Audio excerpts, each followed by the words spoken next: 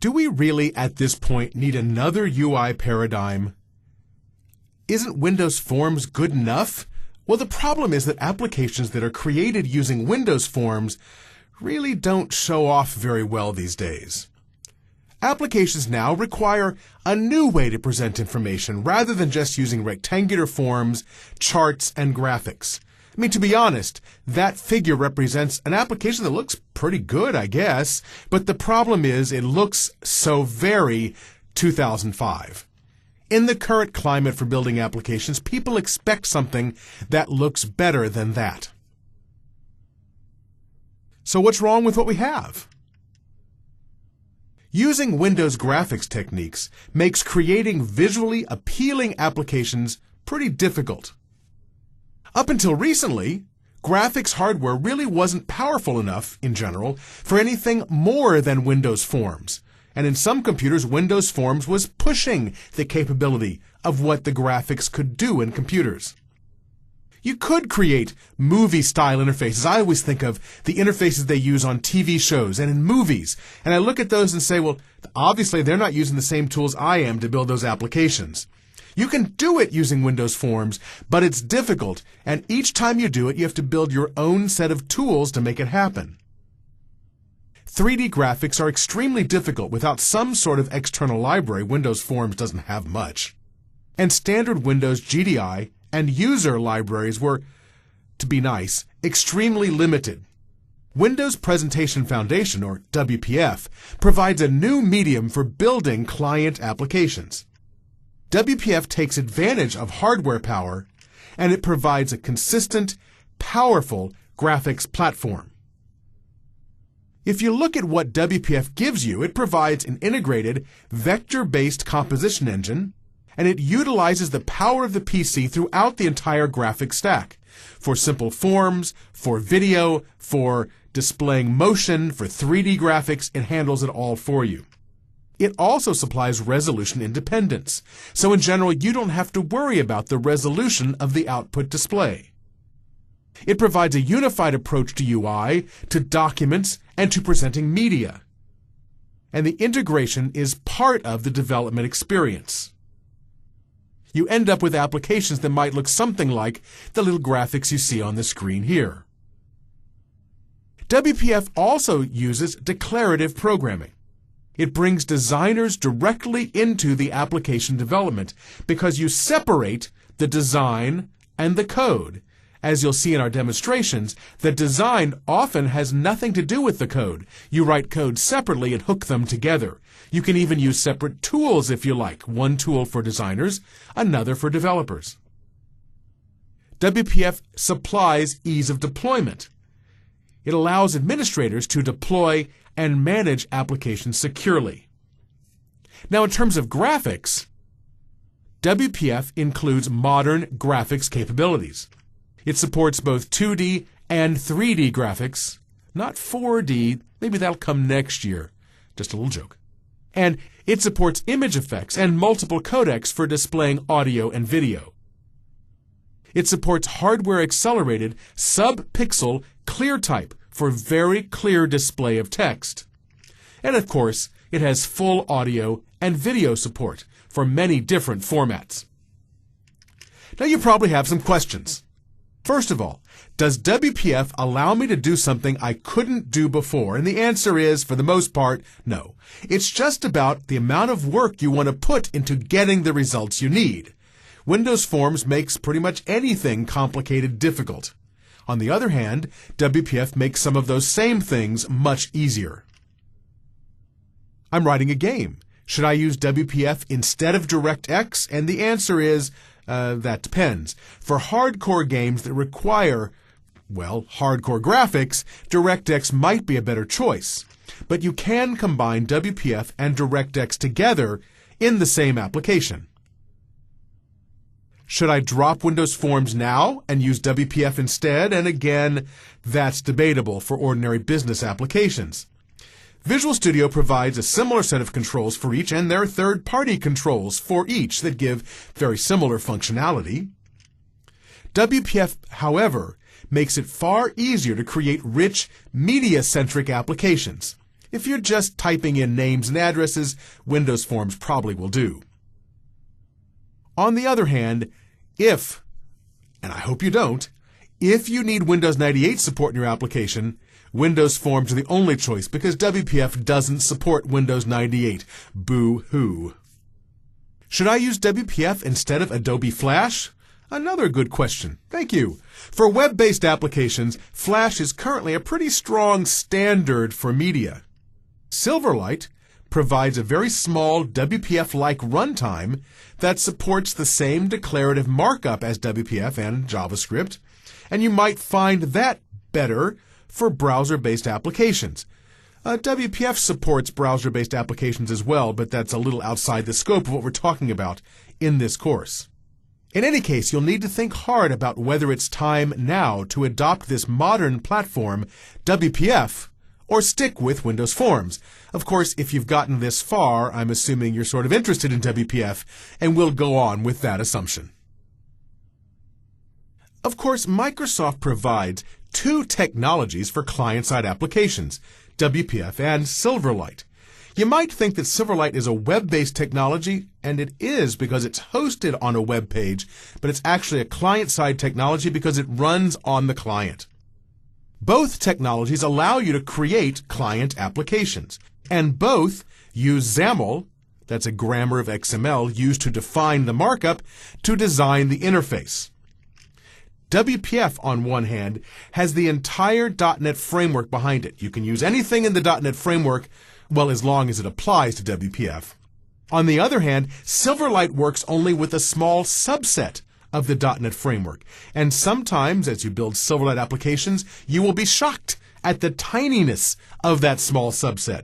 Things you were sure would work, don't in Silverlight, because they aren't supported in the subset of the framework that's included in the downloadable runtime for Silverlight. WPF ships as part of the .NET framework, well, 3.0 and later. It runs as a Windows application, or as a web browser application called an XBAP, but it's still a Windows application running on the client. XBAPs run only in Internet Explorer with .NET 3.0, and both Internet Explorer and Firefox if you have .NET Framework 3.5 and later. But not every browser is supported for XBAPs. WPF runs only on Windows machines and only starting with Windows XP.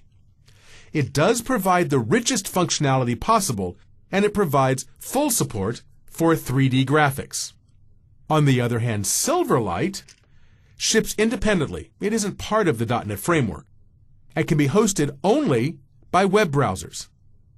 Internet Explorer works, Firefox, Safari, other browsers work. I'm sure. I have not tried them. I've tried all three of these. It runs on Windows, Mac, and Linux clients, and I've tried all three to make sure. And functionality is a subset of WPF's feature set. It uses only a small subset of the .NET framework, and like I mentioned, you will certainly be surprised sooner or later by how small that subset is. So which one of these do you use, WPF or Silverlight? It depends on your target audience, your technological needs, and your preferred deployment. Given all this information, you should be able to make an intelligent decision, but you'll have to think every time, should I use WPF or should I use Silverlight? And also keep in mind that over time, Silverlight's footprint keeps getting larger and it keeps getting more functionality. For example, Silverlight 4 includes support for COM interop in trusted applications, which means you can do almost anything in Silverlight 4 because of COM interop. You could talk to a Word application, for example, using COM interop, which you couldn't do before Silverlight 4. As in any new technology, there's always a few wrinkles. Here's some things to think about. It's far more difficult to create a decent-looking application using XAML, that is, the markup which we'll be studying, because the bar is so much lower in other environments. If you build a Windows Form application, no one expects it to look any better than a gray box with some controls on it. That's what people expect. Developers creating applications in XAML generally create ugly applications. Every application you'll see in this course, ugly. We're showing you the technology. We're not artists. We're not designers. We're not creating beautiful applications. Hopefully you'll have designers on hand to help you out. Good XAML applications require graphic designers. This is a fact. Unless you are extremely gifted graphically, your XAML applications, that is WPF or Silverlight, are gonna look, well, you can guess. On the other hand, it's far easier to create a great-looking application using these technologies because Windows and web forms without WPF or Silverlight are so limited. And I'll say it again. Do check out Microsoft Expression Studio because it will help you create a better-looking application because of its graphically oriented tools. People often think WPF and XAML are the same thing. Are they?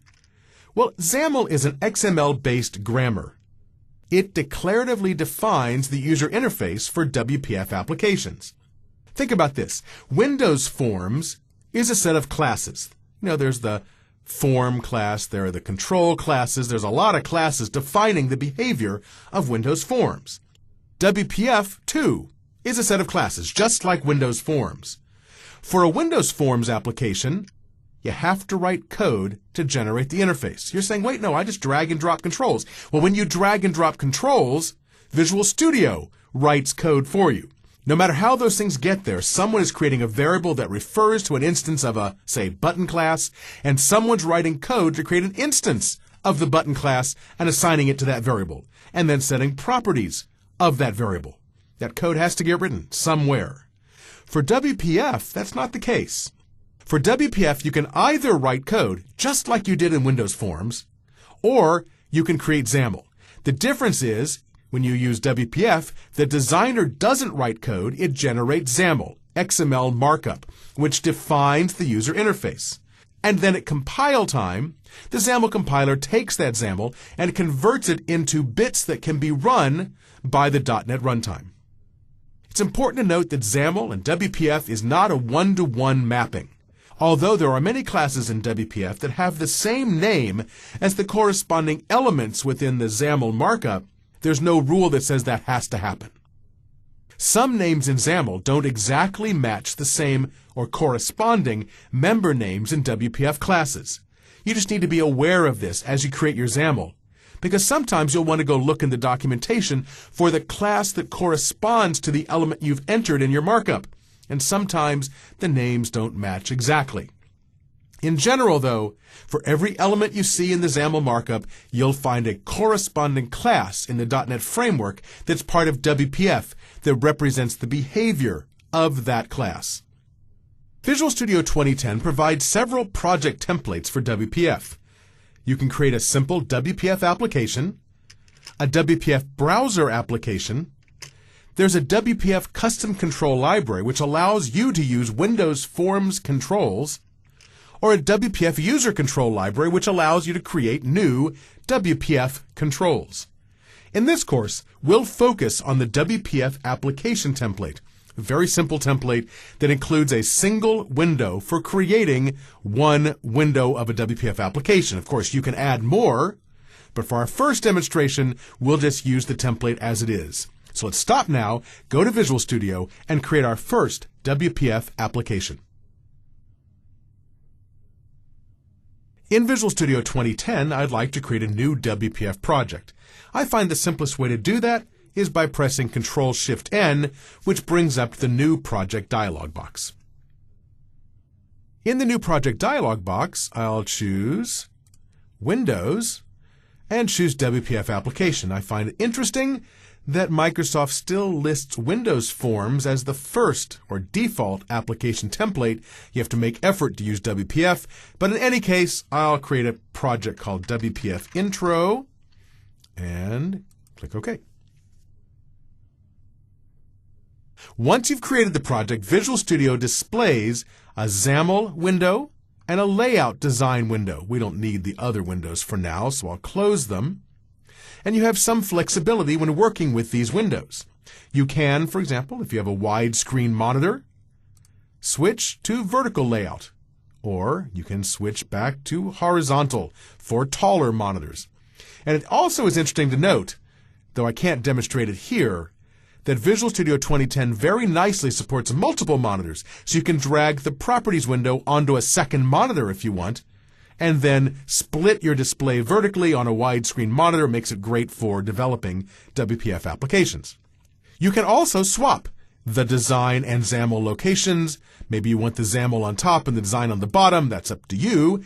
You may also decide you want to zoom in or out on the layout window, and you can do that using this slider here. For a very small view or a very close-in view, you can use that slider. Now, when you create the project, Visual Studio puts some XAML markup into the XAML window for you. And you need to know what that stuff is doing. First of all, we have a window element that defines our main window. We have a grid inside of it. That grid element acts as a container for the other controls in your application, and although the grid is helpful, it gives you rows and column layout, you don't have to use it. You can delete the grid and put something else there, or have no container at all, and just have some controls there. You'll also see inside the window element some attributes that define its behavior. We have title, height, and width, which say we want this window to be exactly this height and width with this title, but there are also a couple of namespaces defined. We have a default namespace, which is this, and it doesn't really matter to me what that namespace is, but it does matter to the XAML compiler. That's the default namespace, which indicates for any element which doesn't include a prefix, that's the namespace it is in. A namespace acts as a categorization for elements. So grid, since it doesn't have a prefix, belongs to this namespace. And this allows the XAML compiler to take XML in the XAML markup and map it to classes in the .NET framework. That namespace says, when you want to find something in this namespace, go look in this clump of .NET framework classes. Doesn't matter to you what that clump is, but it does matter to .NET. There's also a second namespace with the prefix of X, and everything in that namespace, including this attribute, for example, belongs in this namespace and maps to a different set of .NET framework classes. And since this one ends with presentation and this one doesn't, it should be pretty clear that this stuff deals with UI, and you wouldn't know it, but it's true, this stuff deals with code. This attribute indicates the name of the code behind class for this window.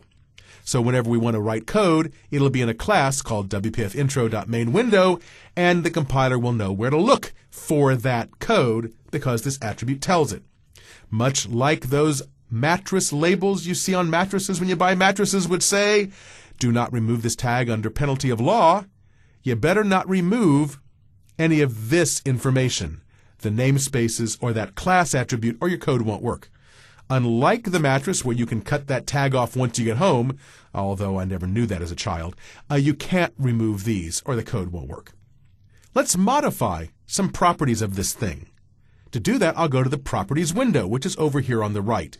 Notice, first of all, that the window, by default, has no name. It could have a name, but it doesn't. That's because in WPF, elements don't have to have a name unless you intend to interact with them in code. In this case, I'm not going to interact with this window in code. There's no reason to have a name attribute set for it. I would like to modify the title, though. I could modify the title here, or I can come over here and do it. You can see title is already highlighted, but if I couldn't find it, I can just type enough of the name here into the search box to bring it up in the Properties window. I'm filtering as I type. And here, I know where it is now. I'll delete that text. I'll come change this to be Hello WPF. And you can see as soon as I enter that, it modifies the title here in the markup and in the window. If I come back and change it in the markup, removing the comma, it also changes it in the Properties window and in the Layout window. So it's a two-way street for all these property settings. On the left, I have a Toolbox window. And here you'll find Common WPF controls and All WPF controls. These are the ones you're most likely to use. Down here we have all of them, and there are a lot. I'd like to play with a button, so I'll drag a button onto my design surface. Here you can see it looks different than what you might be expecting from your Windows Forms experience. It has a little arrow pointing to the left and to the top, and what we've set here is a number of attributes about that button control. I've reformatted the attributes. You can see what they look like. We have a content attribute which indicates the text within the button, and of course I can change that right here if I like, and it changes in the layout and in the properties window. We have a height attribute which defines its height, a horizontal alignment which can be left or center or right or stretch. Let me make it be center. How come it doesn't look centered? That's very strange. It says to center it. Well, the problem is we also have a margin attribute which says the left margin of this thing is 228 units from the left of its parent, which is the only cell in the grid right now. And so it can't center to the middle because it has a left margin of 228. On the other hand, if I make that margin be 0, now since I've asked it to center, it does actually center. By default, Visual Studio does supply a name attribute because they figure for a button you're going to want to write some code, so it needs a name property. There's a vertical alignment set to top, and you're asking, well, why isn't it at the top then? It's not at the top because there's a margin of 67 units from the top from when I dragged it on. If I set that to 0, it does now hug the top of the parent of the button. And there's a width property as well. Now you can set properties in the Properties window or in the XAML Designer. I must confess I've gotten used to doing it in the markup, so I tend to type XAML a lot. I have a lot of friends who do the same thing. You may find it more convenient to set properties in the Properties window, but there are so many of them, I find the IntelliSense more helpful than searching the Properties window. But it's up to you. If you want to change the name of the button, you can do it here, but it's also pulled out and exposed up here at the top of the Properties window, making it easier to work with. I'll change this to Demo Button, just to prove a point. When I leave that property, it updates here as well. Let's resize the button. If I click one of the sizing handles, you'll see that the display indicates the current size of the button, and down here, the markup updates as well to match. The margin property is interesting. Let's say just for kicks, I set this to 0, 0, 0, 0. And now we have a margin of nothing, supposedly, yet this thing still doesn't fill the whole container. You would think it would. Well, it can't because we have the height set. Well, let's delete the height attribute. Okay, but now it's just tall enough for the text. Why is that? Because vertical alignment is set to top. Well, let's delete that and see what happens. Now it stretches because the default vertical alignment is stretch. If you don't specify it, that's what it does. How come it doesn't fill the entire width? Because the width is 155. If I delete the width, now it's just wide enough for the text, because that's the default for width. If I modify horizontal alignment, though, so it's not centered, it will instead fill the entire container.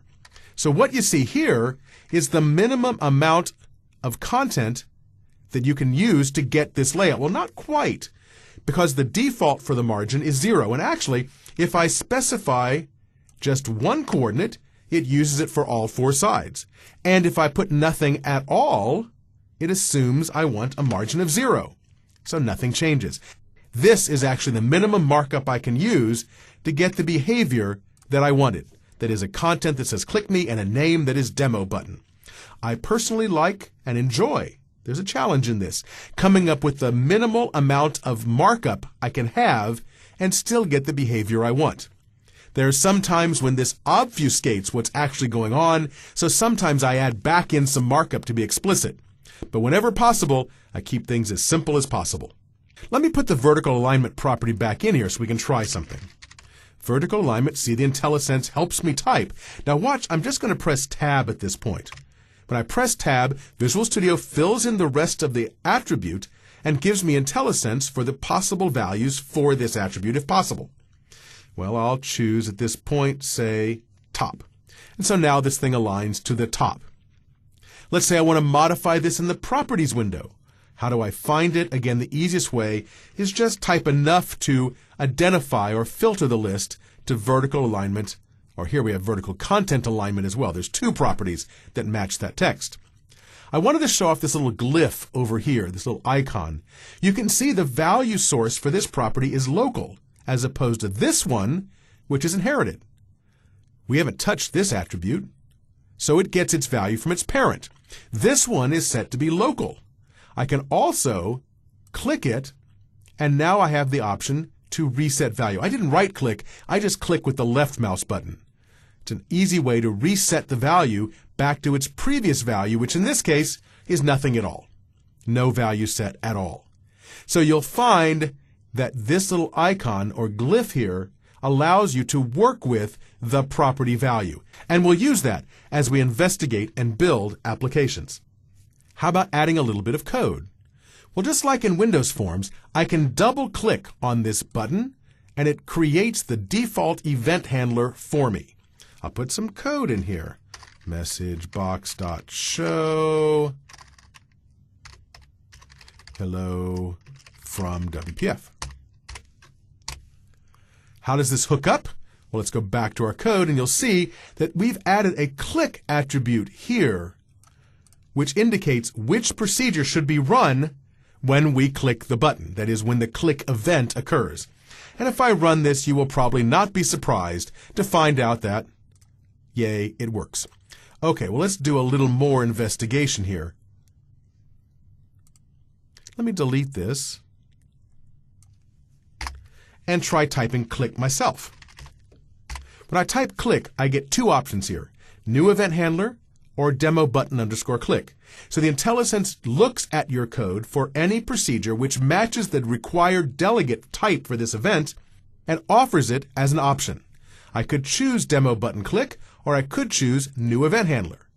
If I choose new event handler, it creates a name for new event handler, but doesn't create the code yet.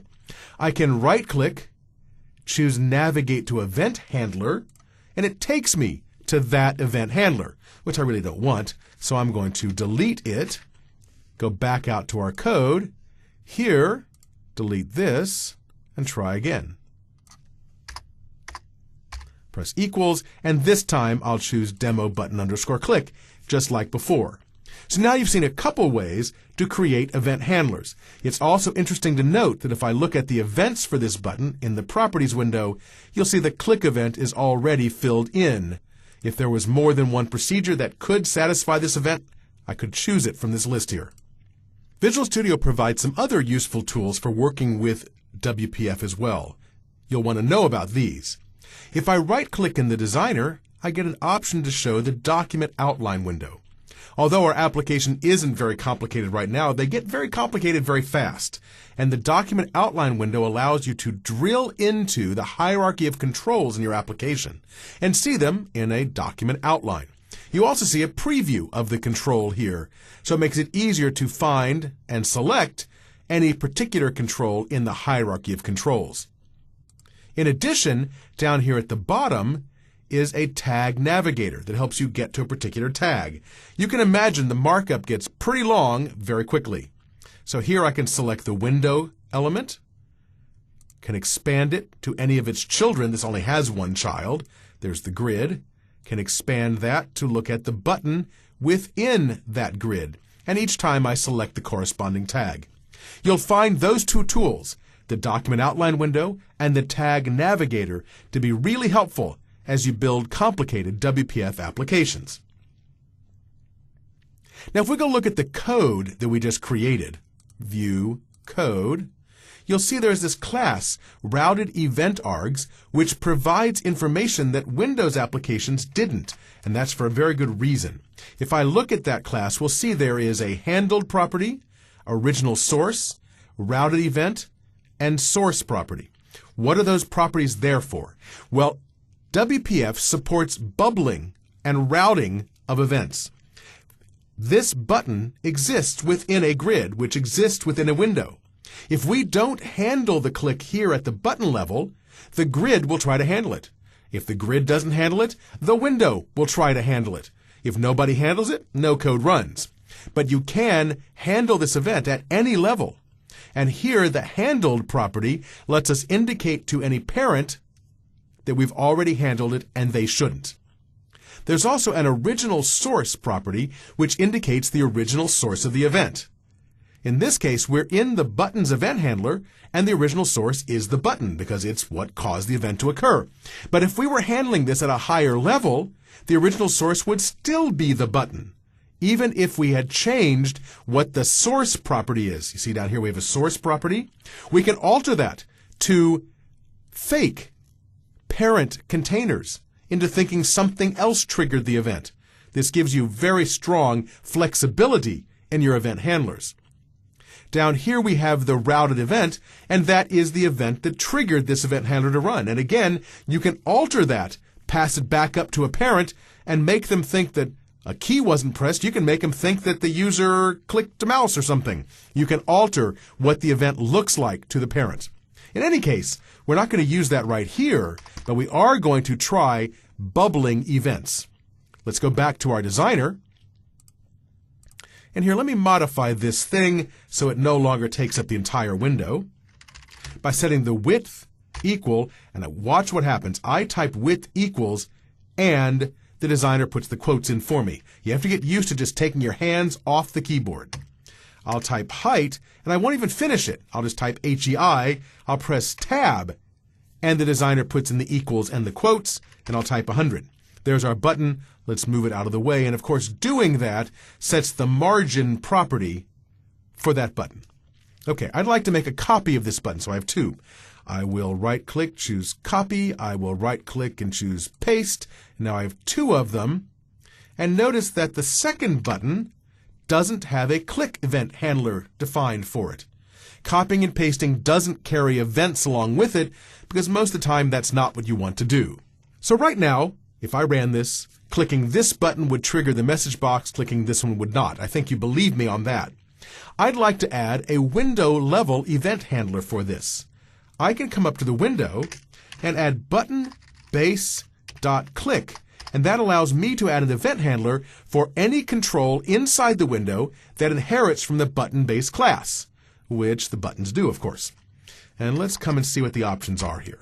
I can create a new event handler, or I can use demo button _ click because it's the same delegate type for the event. So I'll choose demo button _ click. What's going to happen now? If I run this thing and click this button, it has its own event handler, and it will bubble up to the parent because I didn't tell the parent that we'd already handled it. If I click this one, it doesn't have its own event handler, so it will only get the parent's click event handler. Let's try it. Let me save everything and run it. Click this, I see two message boxes. Click this one, I only see one. Well, although that does prove the point, it's pretty weird behavior. So if you're going to handle the event at the parent level, you probably won't handle it here at the button level, so I'll delete that. Now, how can I tell which button I clicked? My code might want to know that. Let me go to the code editor. And here, make use of the parameters passed to this procedure. Now in this case, I could use the sender, which is a button, cast it as a button, and retrieve its name property and use that. I'm going to use e.originalSource just to show that this works. I need to cast this as a button, so I'll create a variable, and we will cast as a button e.originalSource. There we go. And now in this code, I'd like to call string.format, and here, rather than WPF, have a placeholder and pass in btn.name. There we are. Now, of course, we had to cast that control as the correct type, because otherwise it just thinks it's a control or an object. It doesn't know it's a button and that has a name property. So now it should tell us which button we clicked to get here. Let's save it and run it. This says hello from demo button. This says hello from button 1. So we have handled the event at the window level and managed to keep track of which control raised the event. At this point, I'm done with this code. So to clean this up, I'm going to delete this, go back out here and remove all the event handlers because I won't need them in the future.